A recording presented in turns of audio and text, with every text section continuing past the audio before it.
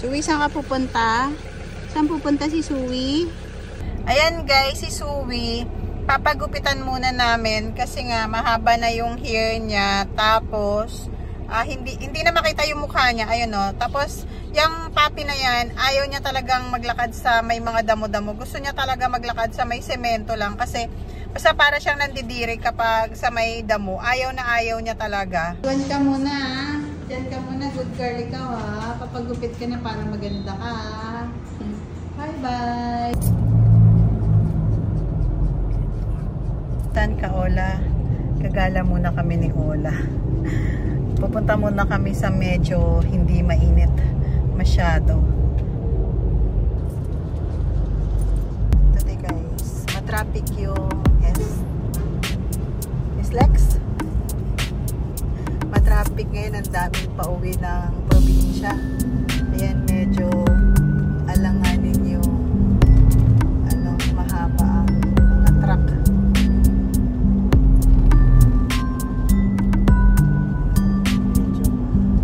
Medyo matraffic ng konti.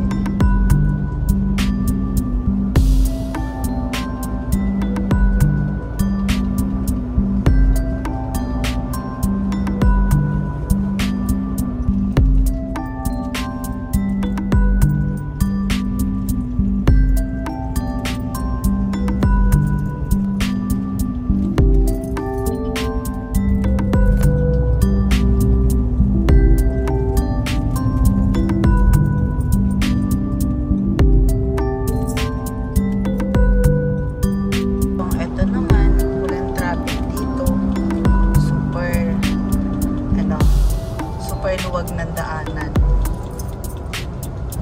Ayan. Nandito na kami. Sa malamig. Nakarating na.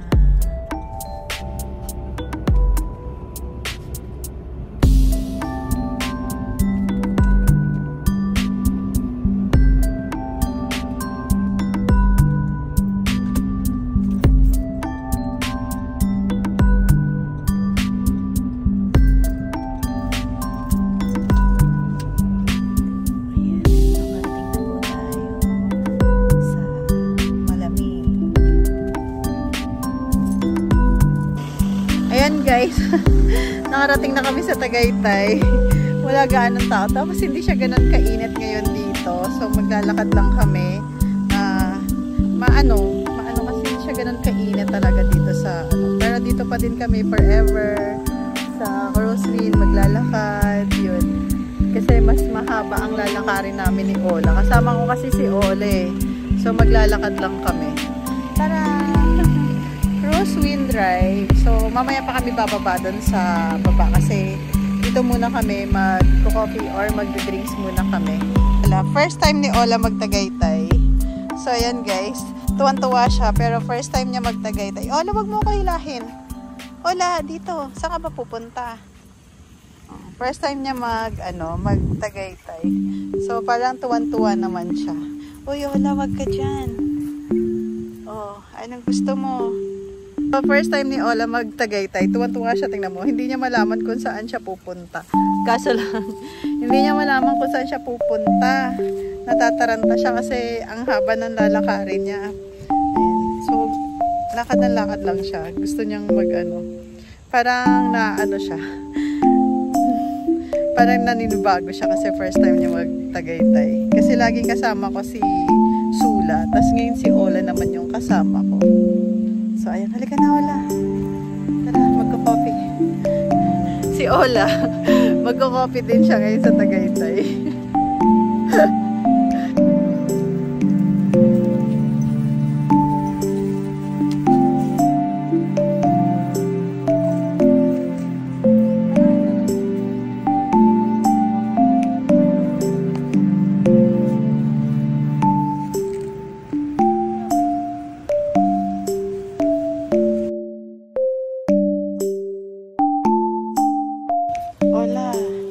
Para hindi ka naman tuwan-tuwa. Ha?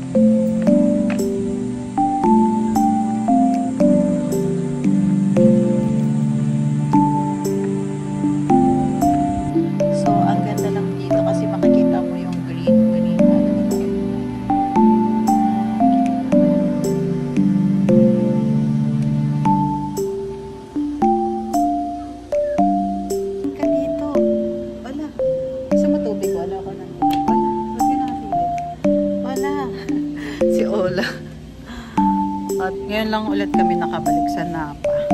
Ito, kakain kami ngayon sa Napa, Tagaytay. So, ikot, pero wala ganang tao kasi maaga pa. Nasa labas lang kami kasi kasama namin si Ola. Bawal yung puppy. Pero pwede naman dito sa labas yung puppy. So, kaya hindi kami doon sa may aircon. Pero malamig naman kahit medyo mainit. Hindi siya ganun kainit. Kasi tingnan yung amin. Oh, diba? Ang ganda. So, ngayon ulit kami bumalik dito sa Napa, sa Tagaytay, sa Cruzway. Yung gusto ko lang dito sa kanila, yung paella nila kasi masarap. Tapos yung hamburger, masarap yung food nila. And yung drinks, masarap din yung drinks. Yun na yung gusto ko dito sa Napa na to. Yung yun yung gusto ko dito. Yun ang binabalik-balikan ko sa kanila.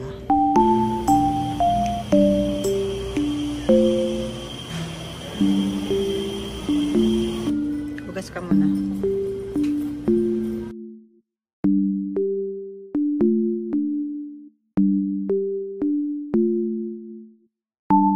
Yan yung food namin na in-order namin. Tikman na natin kung masarap siya.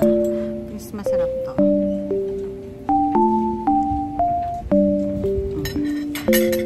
Siya, masarap siya.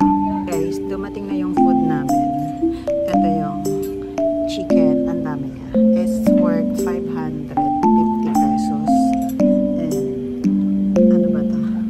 Ito din. Ang laki. 550 something. Ito naman yung drinks nila is ito yung caramel frap. Caramel ba nila? Tapos yung isa caramel frap.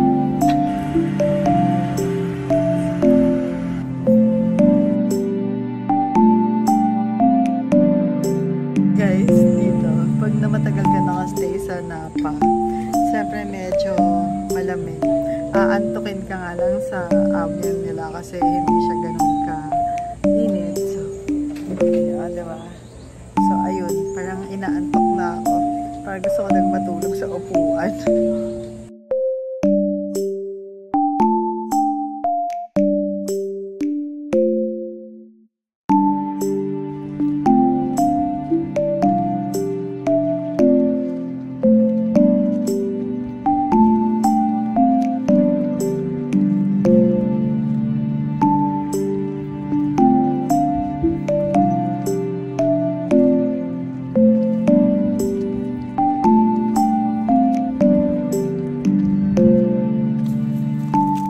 Sarap maglakad, wala na siyang init dito. Ang laki ng pimples ko, nagagalit yung pimples ko. Sa ano ka? Lalakad muna kami papunta iniwan na namin doon ang sasakyan, tapos papasok na lang muna kami. Papunta kami sa kabilang kabilang restaurant, pero malayo, baka dyan lang kami sa may swimming